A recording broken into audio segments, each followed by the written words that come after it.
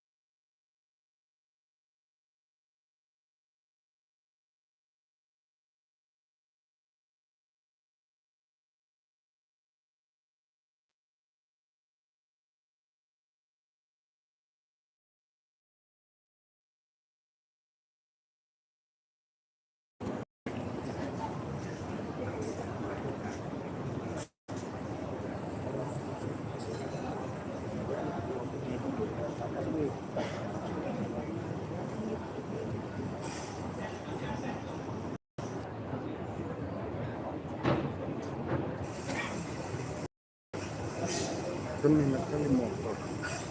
Tadi lihat itu Pak, lihat simulator motor. Minat kali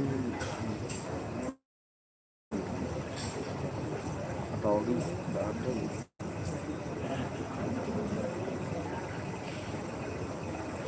Ring buat sendiri.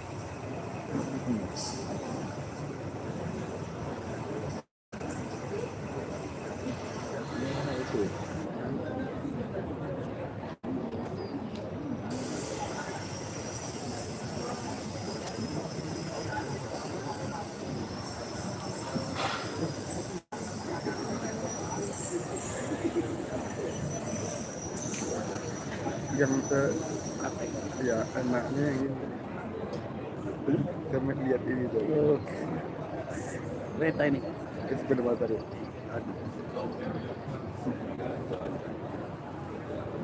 Ini kereta apa? Sepeda motor itu Honda apa fiction. Iya, ada juga.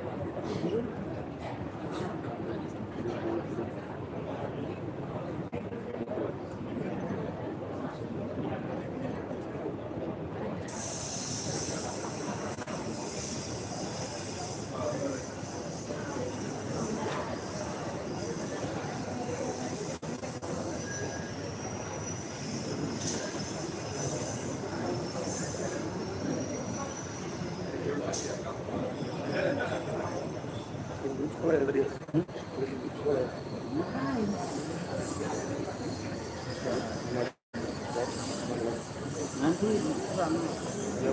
orang itu kan Ngeri yang ini. Maaf. nggak usah.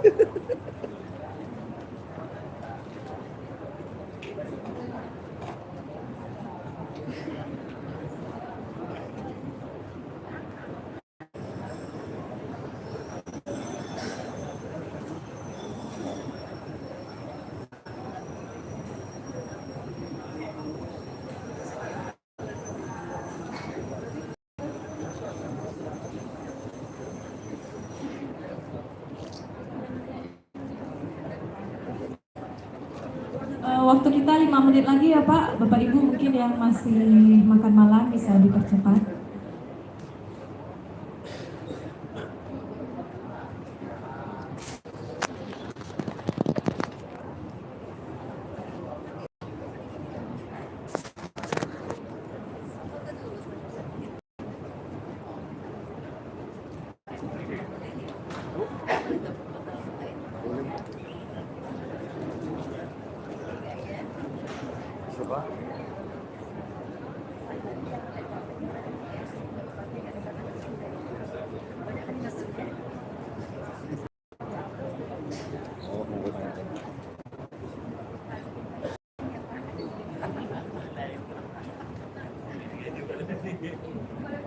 Boleh Pak, yang baru datang Ibu nih di depan masih kosong, paling depan.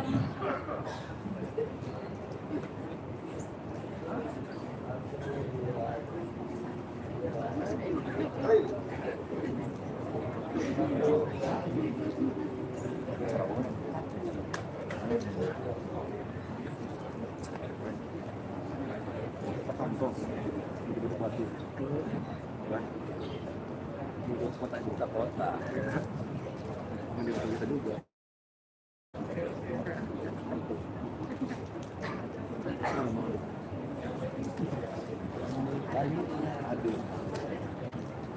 Boleh Pak, ke depan Pak yang baru datang. Ambil posisi di depan, masih kosong nih.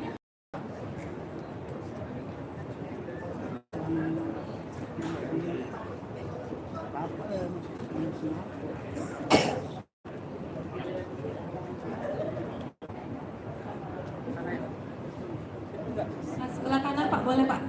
Sebelah kanan saya nih kosong. Sebelah kanan ya.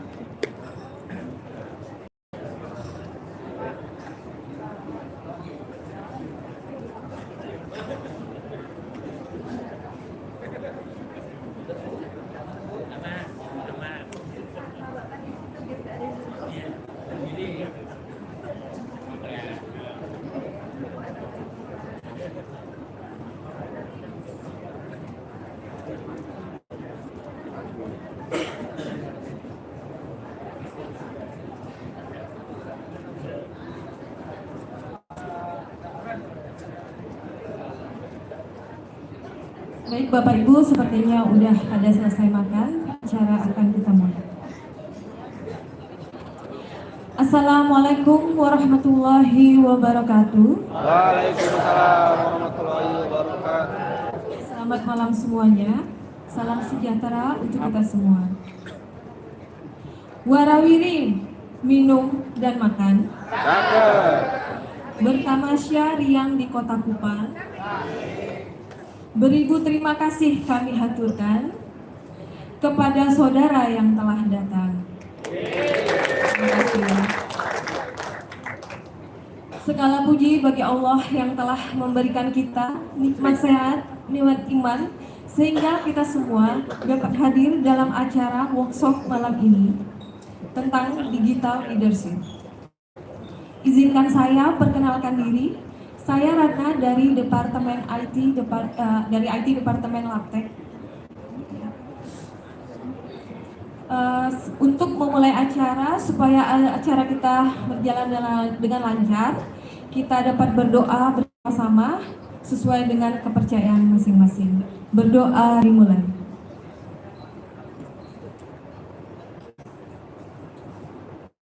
Berdoa selesai.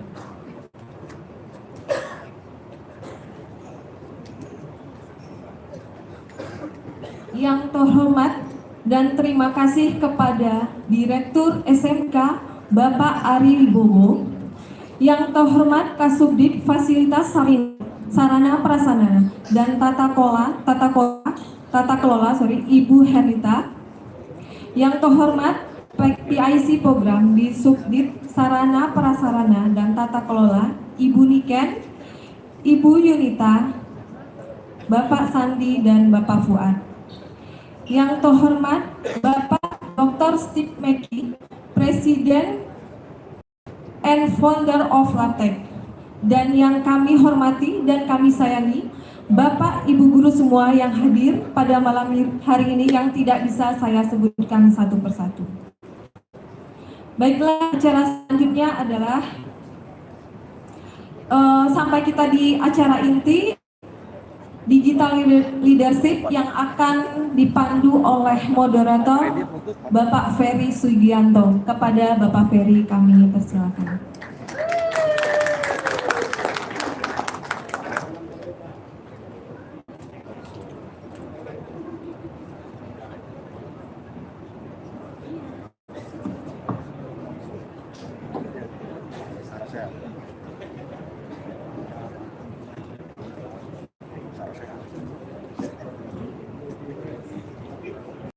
Baik, terima kasih Bu Ratna dan rekan-rekan sekalian. Oke, setelah mengikuti sederet rangkaian hari ini ya Bapak Ibu sekalian, dengan tulus sebenarnya saya tuh ingin mengatakan bahwa saya sangat-sangat kagum dan salut dengan Bapak Ibu sekalian. Hari ini walaupun dengan cuaca yang kurang mendukung, tapi bahwa tetap semangat gitu, energinya luar biasa mengikuti serangkaian kegiatan pagi hari ini.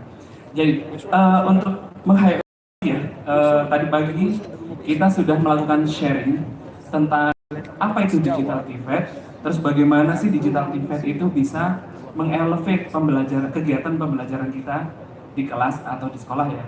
Terus kemudian kita juga sempat tadi di sesi setelah makan siang kita melakukan micro teaching, cara menggunakan alat peraga sebagai alat dalam kegiatan belajar mengajar di kelas. Kemudian tadi juga kita membuat sebuah mini game yang cukup seru ya, tentang pembuatan lesson plan dan kemudian juga tentang pembuatan lesson plan tadi ya sama mini game yang lainnya. Oke, acara selanjutnya sesi ini itu adalah pemaparan dari Dr. McKee yang biasa kita akrab namanya dipanggil Dr. Steve saja. Jadi beliau ini adalah pakar pengembangan pendidikan internasional ya Pak. Skalanya itu ada di mulai 1970. Beliau itu pernah memimpin proyek pendidikan global, kemudian menjadi presiden World WABAROKATU sejak 2018. Nah, jadi beliau ini dikenal luas di Asia Tenggara khususnya, dan dia adalah pendiri LABTECH Penta Internasional. Perusahaan ini adalah perusahaan pendidikan teknis yang melayani lebih dari 80 negara di seluruh dunia. Jadi Dr. Steve McKee ini dikenal sebagai visioner pendidikan dan aktif mengembangkan solusi berbasis ICT dan virtual TV ya, yang untuk pendidikan abad 21. Baik, Dr. Steve, we would like to invite you to step onto the stage.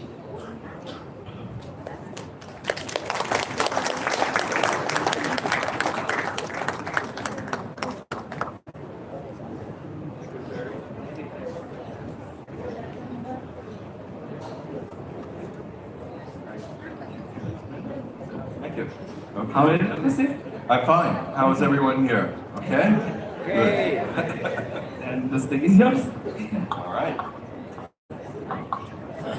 Well, first I'd like to thank the Ministry of Education, Dr. Harry, Dr. Nita, the whole team here for the wonderful arrangements that we have this past few days. It's been a great pleasure to have you with us and to engage with you and to share things. And thank you, Ferry, thank you, Hila, also for keeping them entertained. It's been happening here, and we'd like to give our highest appreciation to everybody at the Ministry of Education, all the schools here, for this wonderful opportunity to be together for a couple of days. It's very unusual, and you've set a record for LABTECH for the most people that visit the factory in one single day. That's a world record for us.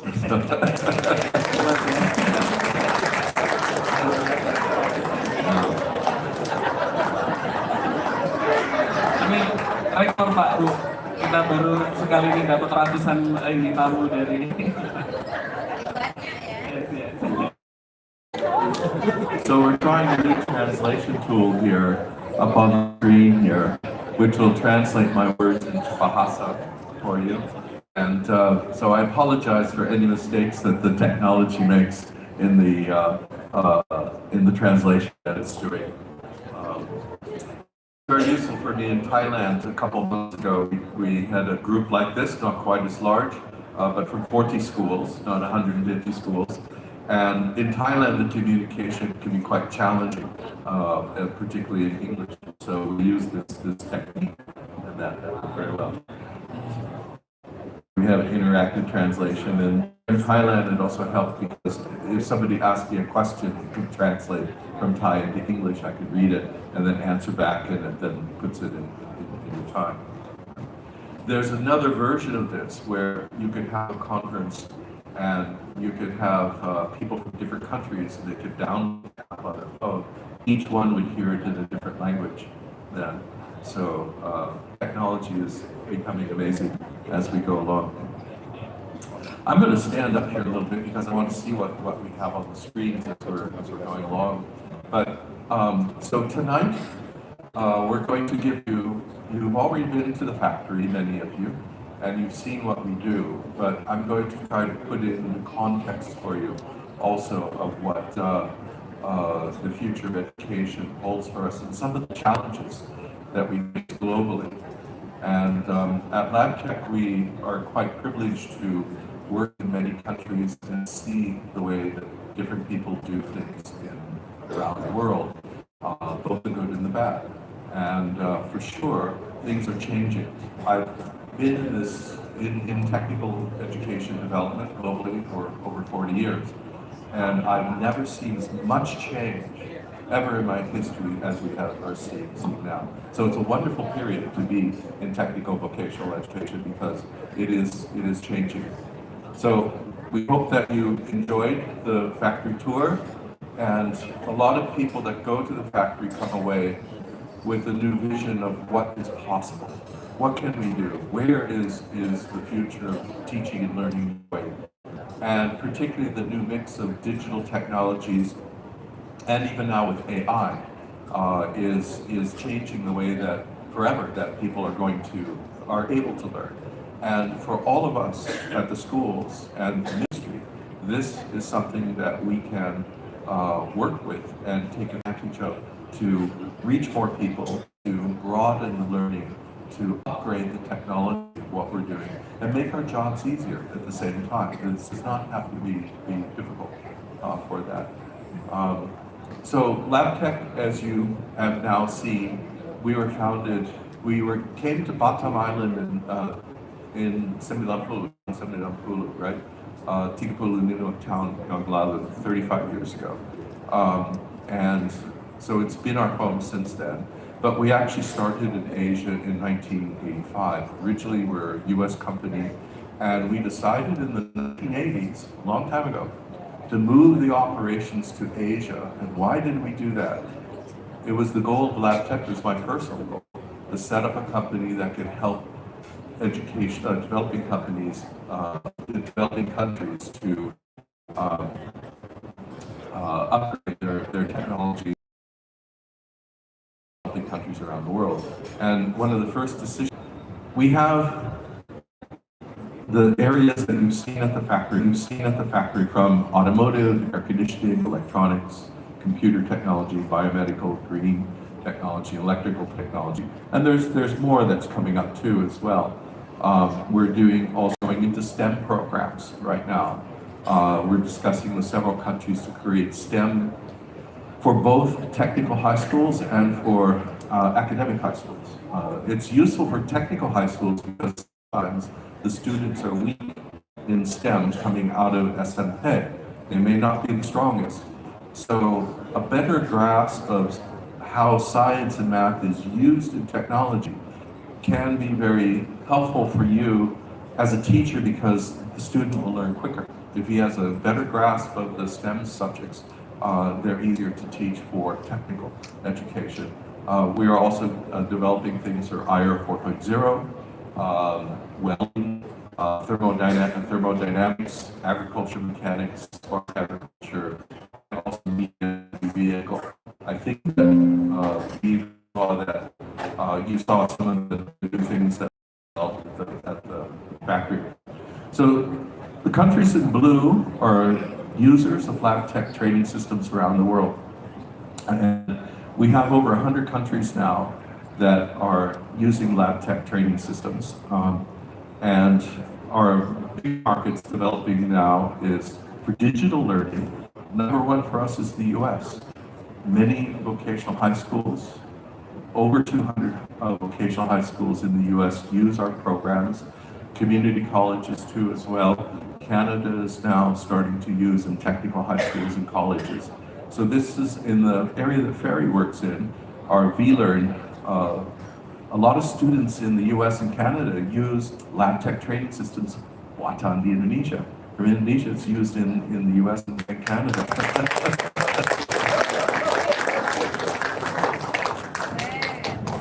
This is proof that we can develop the best materials, learning materials in the world, and the teachers in Canada and the US about the quality of the training systems we do.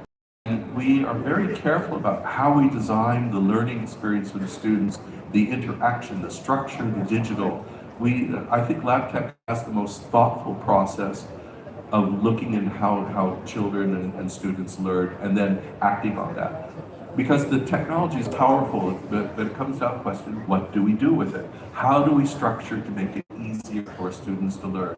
And we put a lot of thought into this too, as well. So when you were in the factory, you saw training systems being developed, and you saw training systems that were being created for 22 countries on the floor. And I've listed them down here. The United States, Canada, Belize, Panama is over here, Belize in this area, Ecuador down here, Colombia as well. Also, we just recently shipped to Ethiopia, and some of the units that are maybe part of, they didn't go in the factory in the back in fabrication. EV trainers for India, for Centers of Excellence in India. We're probably the #1 provider for EV training systems for India. Weekend, we have technicians. Mr. Arif is leaving tonight with one of our partners to Libya, Malamini. He's going to travel to Libya. He's going through Istanbul on Turkish Airways to Libya. He'll spend 2 weeks there. Morocco, Peru, Vanuatu in the Pacific, Malaysia, Saudi Arabia, of course Indonesia. There's some things for Indonesia, Sri Lanka, and Tanzania and Samoa.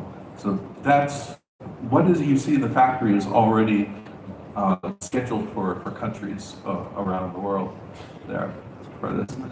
Now, one thing that we're all very proud of in LABTECH is our ISO certifications. So we have one ISO, but we have 9 sembilan certification dari ISO. And the most interesting one is the one for research and development. So we are certified to do research and development, to develop training systems. And we've developed over 1,250 training systems, and which is more than any other company in the world has done, actually. So it shows the creativeness, and it also shows the continued innovation over a 35-year history at LABTECH to do this. So there are only 3 companies in the world that have that ISO certification for R&D. There's one in Germany, one in the US, and there's LABTECH in Indonesia. So, yeah. So that's something that you can take advantage by working with us, partnering with us. We're happy to design new things for Indonesia. We're always inspired by the challenges here that we have. And so the rest of the presentation, and go as long as you wish, but not all night long.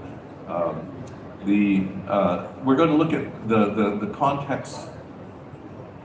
Oops, this is going in the wrong direction. Okay, go back. Oh, okay, what's going on here? Okay, there we go. Sorry, I got the buttons mixed up here. Okay, so the first is global challenges and the context. So what is the world facing? And we're still coming out of the COVID period. We have more children out of education globally than ever before. And during the COVID period, 1 billion children were disrupted. Indonesia and Asia was not hit as hard, but other countries were really hit very, very hard. And it's a 70% estimate that globally, the children are not functioning at their grade level. So a 9th grader or grade 9 at the end of SMP is maybe functioning at grade 8 or grade 7. They're not at the where they should be in the classroom. They're in the 9th grade classroom, but their mind is still in 7th grade. You know, and this got worse during the pandemic. Why does that matter? Because the children coming into our schools, into your schools, will have a weaker foundation of science and math and technology. They will have weaker literacy, verbal skills, weaker reading skills. Illiteracy actually increased during the pandemic. And so this is creating a problem that's going to move through the education period. Even in the US, we could see that particularly children in primary schools, sekolah dasar, really were hit very hard. They're not as social. They have behavioral problems. They're hard to teach. Their attention is very, very short. So in 3 to 6 years, they're going to be in our classrooms, those people. So we have a period where it's a wave of children that are going to move. Eventually, they're going to land on the doorstep of technical and vocational education. Because where do children go in many countries? It's Tibet. They don't go to university. So we had this before the COVID crisis. We were talking about online digital to transition to digital learning. We were talking about that. We didn't do a lot of it. We kind of wish we had during the COVID crisis. We're talking about Industry 4.0. Now people are talking about Industry 5.0, which is coming because AI did not exist pre-crisis. It happened during it, and society was changing how we live, how we work. This all accelerated during COVID, and so now we have very different work habits, I would say. There's a lot of remote working, which did not happen before. There's a lot more digital communication. At LABTECH, what it did for us, it pushed us to move our digital content. Ferry and I, you were talking about this earlier, because before the pandemic, our content only could work on the computers, individually and on the server. It could not work online. And we did a crash program to restructure all of our content to work online. And that was one of the best things that we did. So it forced us to do that earlier. So you can see that the problems, this is the learning poverty here, where it's now at around 80% globally. And before the pandemic, it was around 50%. So it jumped up about 20 points during the pandemic. And this is a problem that's going to be with us for many years. The other thing that we found that skills changed a lot. And we've always talked about a skill gap. The gap between what we train and teach at schools, the skills we give the students, and the skills that industry wants. And there's a mismatch. There's always been a mismatch, forever. I've never seen where it was perfectly aligned. That's because industry moves faster than education. But during the pandemic, this did not close, this widened, it became wider. So we need to work hard together to update and upgrade the curriculums. Now, digital learning provides a very good way to do that quickly, because doing it the traditional way takes time and huge investments to do that. So this is one of the ways that we can catch up quicker, and why we need to use digital more, not exclusively, because blended learning is the way to solve these problems here. So we have these realities here that many countries face. High poverty levels and slow economic growth. It's starting to get back on track. Indonesia's not doing bad. Climate change, this has been with us. At LABTECH, we do a lot of work with the UN, with the United Nations, for their environmental programs, particularly the Montreal Protocol for air conditioning refrigeration, to create new training programs for them, for countries all over the world, and including Indonesia. In fact, this year we did a big project with them for 14 centers at the Ministry of Manpower to introduce new ways of working in the air conditioning refrigeration that are more environmentally friendly. It's something that we're committed to help move the Tibet and the technical vocational area to teaching in a more environmentally friendly way, to adopt practices. The hybrid vehicles and EV vehicles that you saw on the floor, that's another way to do this. Demographics, urbanization, many people are flocking to cities. That's becoming more challenging. For this, the digital revolution, the growth challenges around the world, and so on. So, to engage in this, what this is from the World Bank here. Last December, I was in Washington, D.C. We had several days with the World Bank as part of the World DIDAC mission, which Ferry mentioned. I'm President Emeritus of the Global Association of Educational Manufacturers, which is based in Switzerland. We had a delegation going to Washington, D.C. and met the various aid agencies there. Very interesting to discuss with them these issues. In fact, the global learning poverty is their concept, and that they monitor the data for this. But this is what they say the good practices are. You have a national vision and plan. Indonesia is a fortunate country that it has a national vision and plan, and that the technology ecosystem for the school is very important. So for the national vision plan, that the Tibet sector should be aligned to support this. Where are the skills that we need to support that? And those maybe new subjects ought to be taught to as well. The technology ecosystem, you've been seeing it, what can happen for new devices and new technologies. And teachers, very important, all of you, your schools. If changes are made, teaching programs need to be adapted. Now that brings a challenge to us. In the case of Indonesia, you have so many schools. You have, in SMK, hampir 5,000, yeah? So here's an interesting fact. And with Ibu Renita, we were talking about this earlier today. Indonesia has 15,000 SMK, private, public, right? So approximately, yeah? India, a country 5 times larger population than Indonesia, also has 15,000 vocational schools. We have a higher portion, by 5 times, by population than India has. So that is something we could be proud of. Particularly SMK.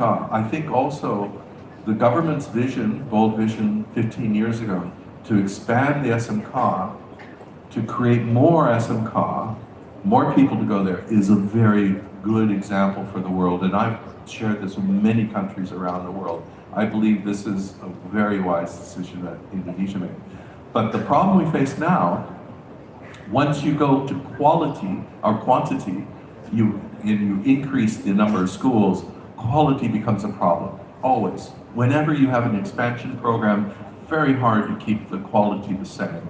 So this is why I think we're experiencing, simply put, the problems of more unemployment than we would like coming out of the SMK. So we have to realign, we have to upgrade, we have to offer newer technologies to bring the students what they need.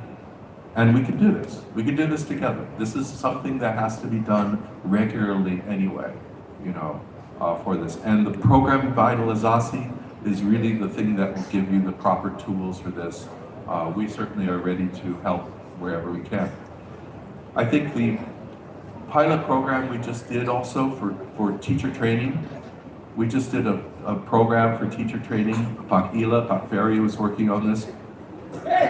For teachers, it was 30-something teachers in automotive, 30-some teachers in electrical. And we did an online upgrading program that was very successful. So micro-credential programs to help you do upgrading regularly, maybe once a quarter, once every 6 months.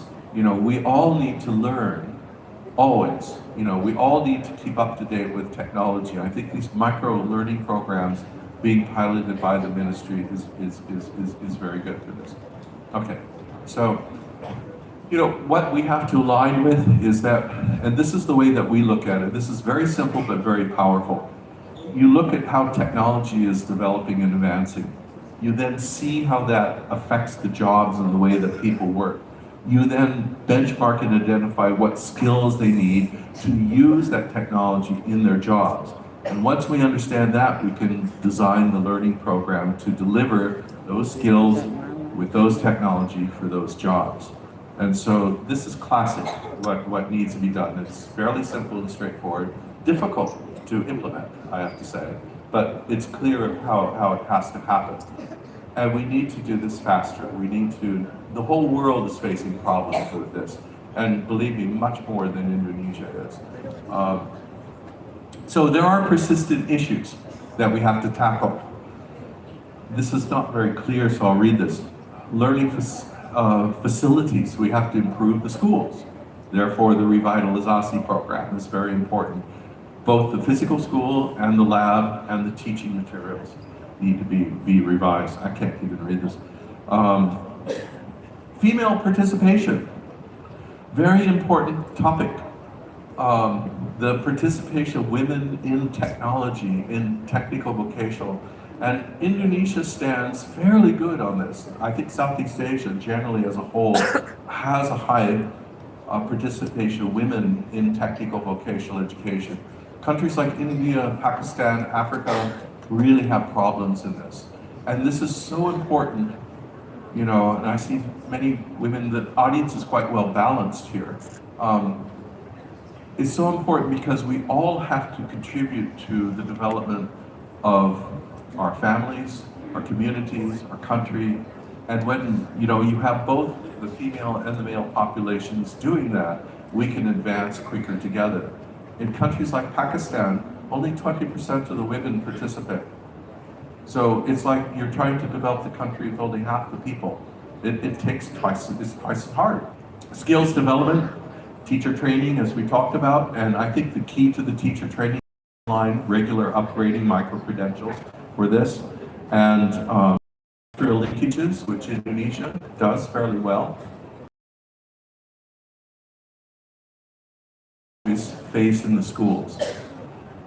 Lack of well-equipped labs, always a challenge, never enough budget for this. There never will be enough budget for this because technical education requires expensive equipment and the budgets are always limited. I remember sitting down with the Minister of Pakistan, Minister of Education of Pakistan a few years ago, and he asked me how much it would cost to upgrade 1,000 schools, and because they have 1,000. And I said, well, it's going to be maybe $2 to $5 million per school, so you're talking about $2 to $5 billion. You know, that's trillion rupiah. That is a huge amount. He said, well, we can't afford that. Nobody can afford that. And I said, the other bad news is it'll take you 40 years to do that. You know, it'll take a lifetime because it's so slow. We have to build more buildings. We have to put in the equipment. We have to recruit the teachers. You know, this is going to take you 40 years to do that.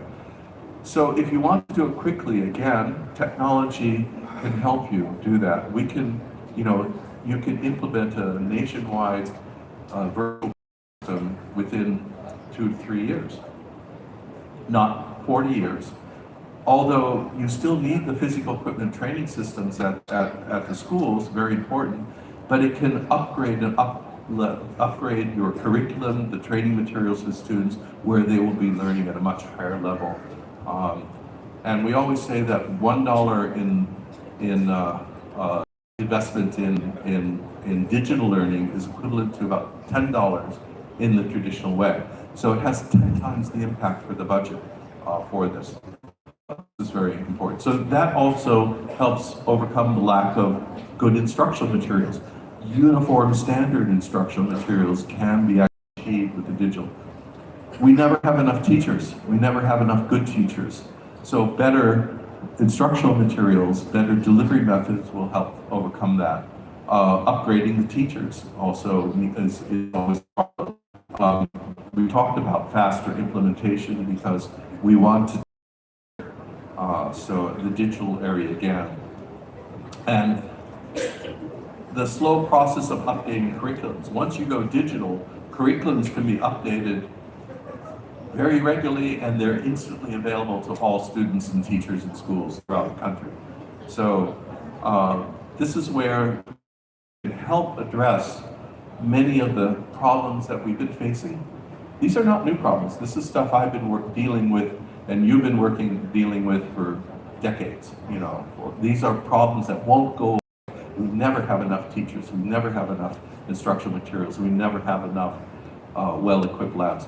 But what we do have enough of is probably enough schools. I think that with the 15,000 schools, probably Indonesia has enough. What you need to do is maximize the efficiency of schools then. So going with a digital program, you could accommodate more students at the same number of schools. So I think that at this point, it's more about making the program more efficient and using the digital learning tools can help you reach enough students for the rest of the country for this. So how do we embed digital learning into Tibet then is one of the issues here and the questions. So I think, and you might have shown this one very earlier today. No? Okay. This is a very good, simple chart. So we have the teacher, this is the teaching pyramid, we call it. So before it was only two pillars. There's the teacher, very important, you know, for the schools, always will be important. And then you have your lab and the workshop as the tool for the teacher. Traditionally, this is what we make the training systems for that help the teacher. But now we have digital learning here, and this is an equal partner to the other two. It should be viewed as your partner, and so when it is that way, we should plan for this the same way that we plan for lab. What are the facilities in there? What materials do we want? How do we want to structure this? And we also put investment in here, just like we put in the lab and for the teacher. So we start planning for this as an equal. So we have three equal parts to the Tibet system. When you think of it that way, your planning process changes now. And more countries are going to this this pyramid, the three learning pillars for Tibet on here. Just last week we were at the Asian Development Bank in Manila. Asian Development Bank used to support and built many of your schools with assistance. The Indonesian government built your schools with the Asian Development Bank several decades ago. Back in the 1990s and the 2000s, there were many projects with the ADB that reached many schools in Indonesia for the SMK, and World Bank too as well. And LABTECH is a technology partner for the ADB. We work on many ADB projects around the world. India has huge projects from the ADB for technical education right now. And so this event happens every 2 years. I was honored that Pak Eri was in Manila, and he and I had a very nice lunch together in the executive dining room of the ADB. So it was very nice to have a chat with him. And it was good to see him there, because what happens at this every 2 years is that educators from all around the world in technical and vocational come together and discuss the real problems, challenges, and solutions that are very useful to share among many countries. And we had over 65 countries there, senior people from ministries of education. 16 ministers were there, actually, as well. And so it was an amazing event, and our team did presentations there. This is actually a photo from the time before, because we've been partners with them for 10 years. Here's Mr. Nyoman that you all met at the factory. And this is Mr. Brand in Sri Lanka this week. He only gets back tomorrow from Sri Lanka, advisors to the government of Sri Lanka for their digital program, digital transformation program for that. So I think you've seen many of the process of how you can have labs with the digital twin program, that now you can take a training system solution, just like this one here, and rather than just 2 students learning on this, you can have 20 students learning on it at the same time. So that lowers the cost per student by 10 times. You know, so this is a great way to expand learning, lower your cost of training students. We go from 2 to 20, then if you set this up in the right area for that. So by doing this, we'd say that if you embrace digital learning, it can lower your cost by 50 to 75%. Actually, in some cases, even 50%. So it costs less funds, less resources. Your money goes farther to include digital learning as you're planning. The rewards will be there, and it will be less costly to do this. Scalability, it'll be quicker to do it also as well. So this will happen rapidly rather than taking years and years of planning for this. It provides the tools the teachers need, and it provides a quick curriculum upgrade. Teaching materials is brought up to date, and also provides performance indicators. How well are the students doing? How well are they learning? You know, this can be measured now. It's very difficult to measure this traditional way, but this is now something that can be tracked. We use this information at LABTECH to determine if a technique we have is working and the students are actually learning from a particular technique. So by these KPIs, we can tell what the student is learning on this. And soon, we're introducing AI tools into analysis for the AI will be able to tell what the student knows and what he doesn't know, and structure a program to help guide him learn the things he does not know. So we can individualize learning, which would be a great relief to the teachers, great assistance to the teachers here. So the impact on costs and capacity is blended learning and labs require less physical equipment before less budget. We were talking as we were at the factory here, somebody was pointing to a training system and said, oh, we need one of those. But in the past, you might need 5 of them.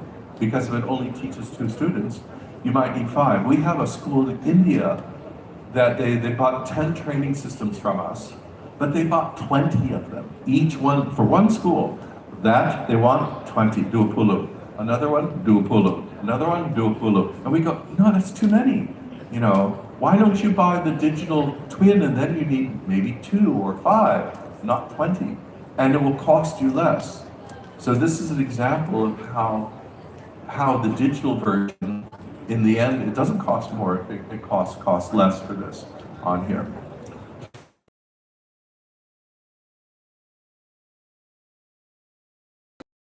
Class, if they wish. And so you find students, certain students racing ahead in their programs, and that's okay. One of the problems we have traditionally as a classroom is as a teacher, you know, we have a classroom of 20, 30, 40 students. We're teaching to rata, the average person. Some of the smarter students want to go quicker, and they become bored because they're held back. The slower students that don't understand things very well, maybe don't understand the STEM, they're missing the science and math, they learn slower and they get confused, you know. So we're losing the smart and we're losing the challenged by teaching to the middle.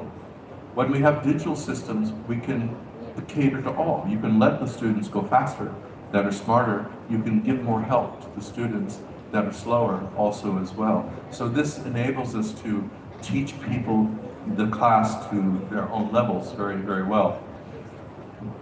We also say that a school capacity can double because when you have an online system, half of your students do not have to be at the school. You need less time in the lab. So we show that when they get to the lab, the learning can be sped up by up to 40%. So what took 1 hour before now only takes 35 minutes. The students learning faster because they already have learned before they arrive in the lab. There's less explanation that you have to do as a teacher, and they are ready to work. They're ready to learn. And so this makes the teaching more efficient for everybody, and the students can learn quicker, and you can accommodate more students in a school. As well, the school capacities around the world are doubling when they have a program like this. And as we talked about, that $1 put into, or Limablas or Tujublas Rupiah, it's the same as Seratus Tujapulu. So what will the schools look like in the future? You know, is one of the things asked a lot. And I think that we can say, and this is important to all of your schools and to the ministry, the process of planning and development is changing as well. When you go into digital, the processes are changing. And this is where LABTECH, working with various ministries around the world, is helping them to make this transition as efficiently as possible. So if you embrace digital learning, less schools need to be created. Schools can be transformed to reach people in a broader area or better in the area that they're in. Budgets can be less in some ways for the physical. So you don't need as much equipment, you don't need as much space, or you have the same amount of space, you can accommodate twice the amount of students on here. But we need to take a holistic look at facilities, digital, and curriculum, and teacher skills. These all have to be planned together. So the curriculum, I know at LabTech we'd go and talk to somebody who does the labs, and they're not concerned with the building, and they're not.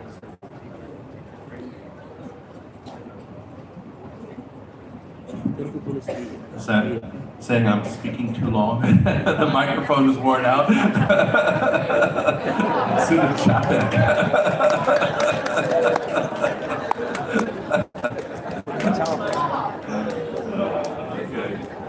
All right. Okay, what happened here?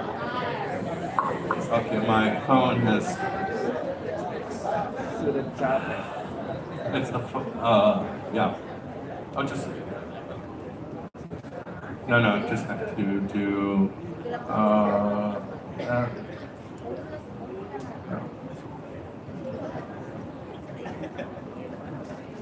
Okay, hold on here. What's going on?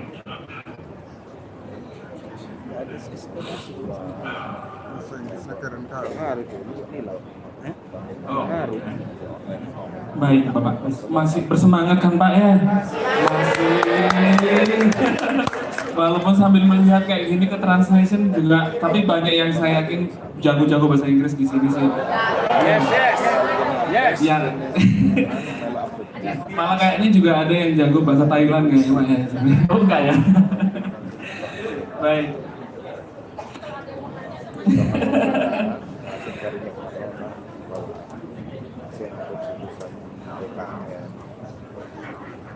Ya tadi cukup yang disampaikan sambil menunggu beliau tadi sebenarnya ada kesalahan sedikit.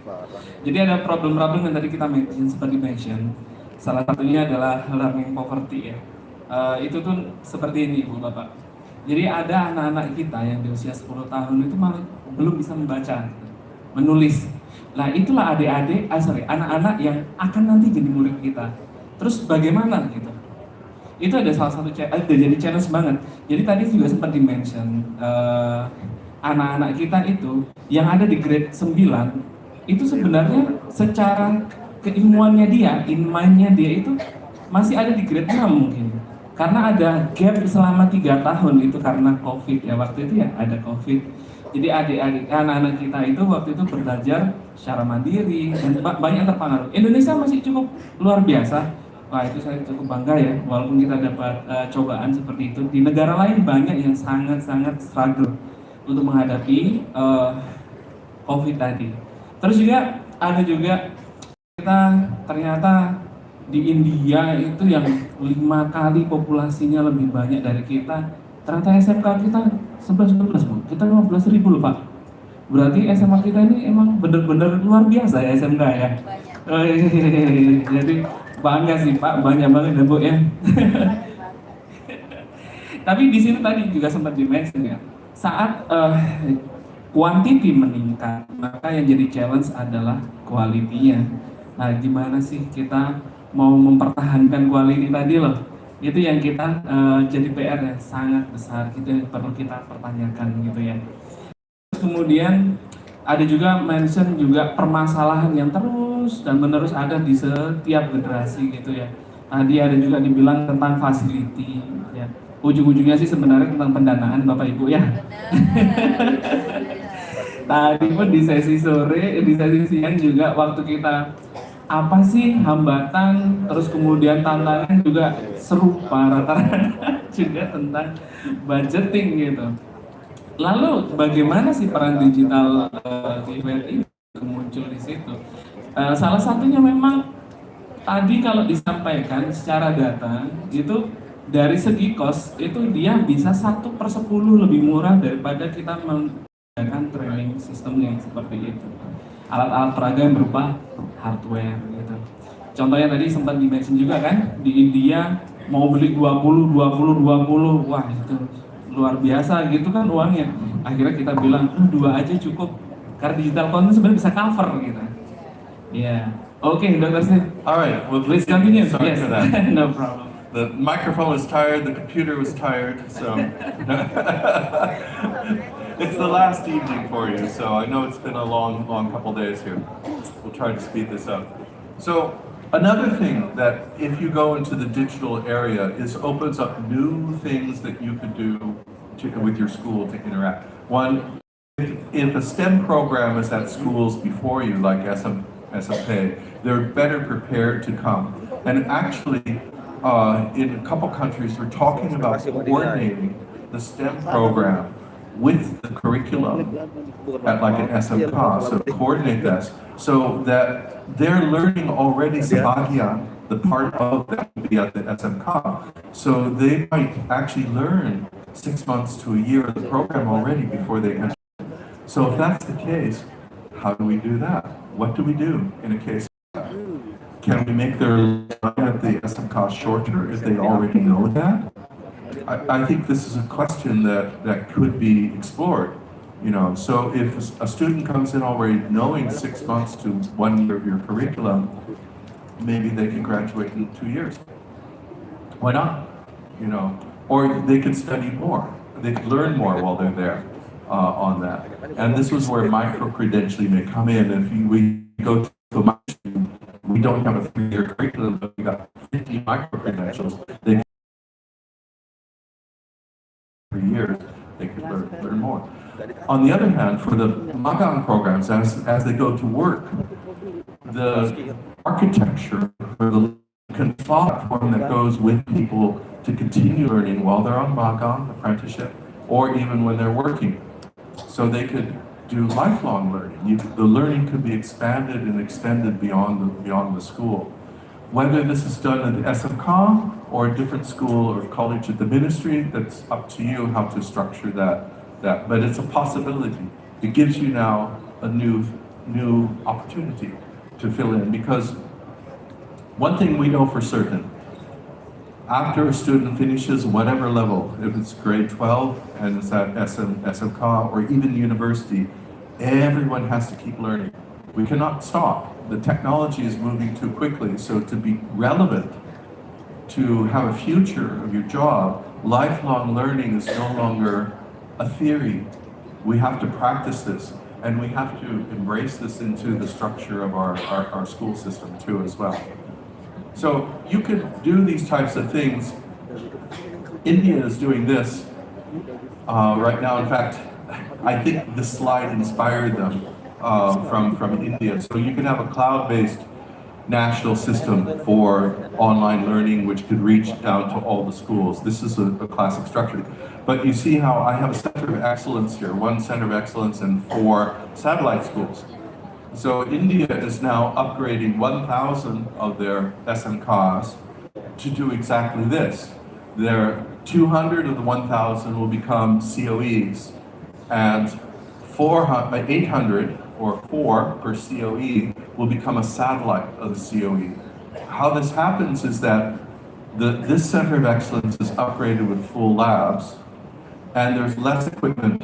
These are more like feeder schools. They do the basics, and then periodically they would go, the students would go to this school on a rotating basis and do the hands-on that is not available in their schools. The factor is that these schools have to be within commuting distance of each other, but you can usually find 5 schools that are within, commuting distance of each other. So India is doing this with the help of the Asian Development Bank, the World Bank. This is their next major thrust for upgrading. And I think it's based on the slide because the data is there. So this is in Oman, where we upgraded the learning materials for the students. And Ian Anders is one of our advisors from Australia.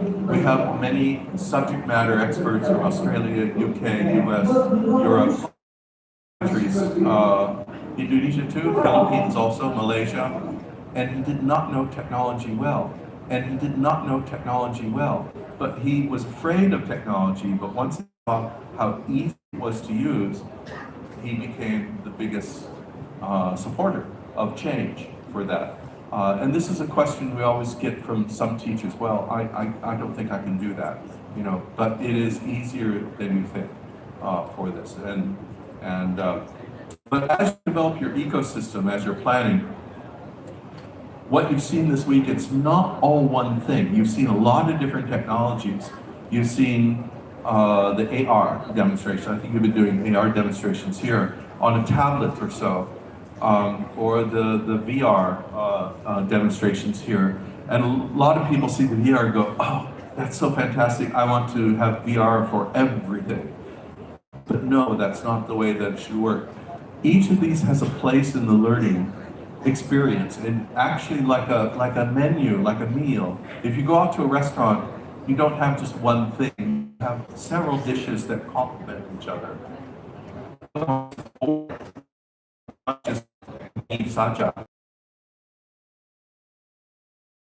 Yam in there, you need some sambal, you need different things. So think of these as your meal. You're planning meals, so you'll be doing some of the practical. You'll be doing some on the computer for the 2D. You'll be doing some online. You'll be doing some in VR. You'll be doing some in AR and the digital twin. Together, these makes a very powerful experience.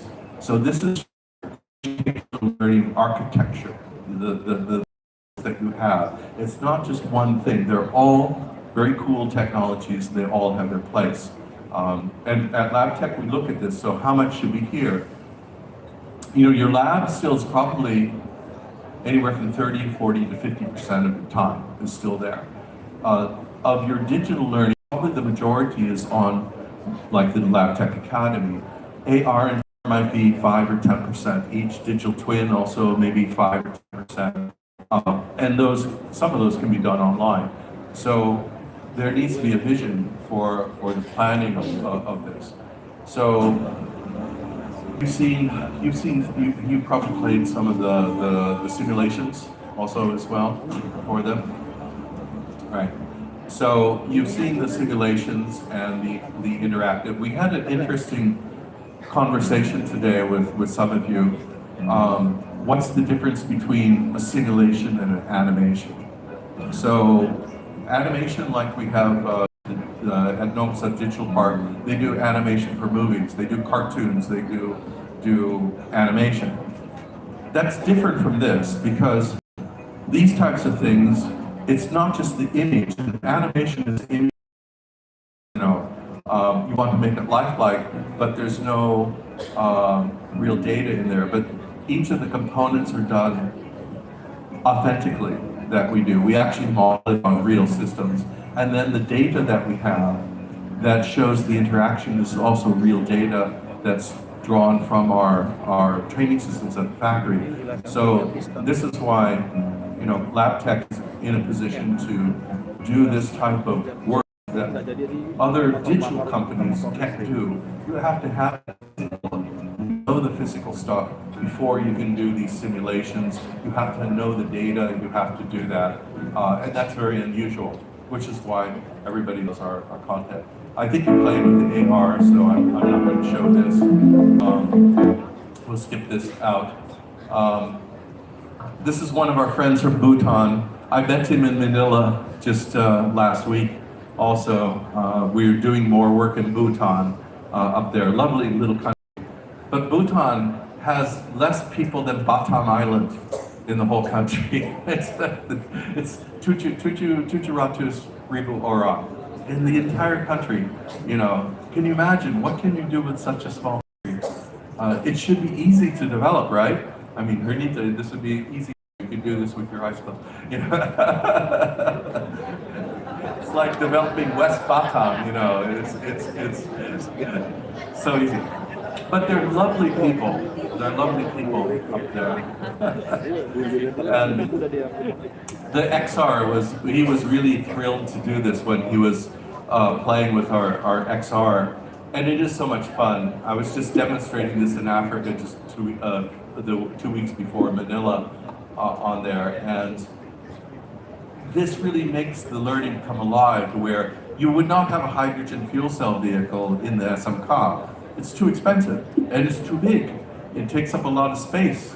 But with a headset, you can bring the most complicated, the most expensive thing into your school and let the students become familiar with it.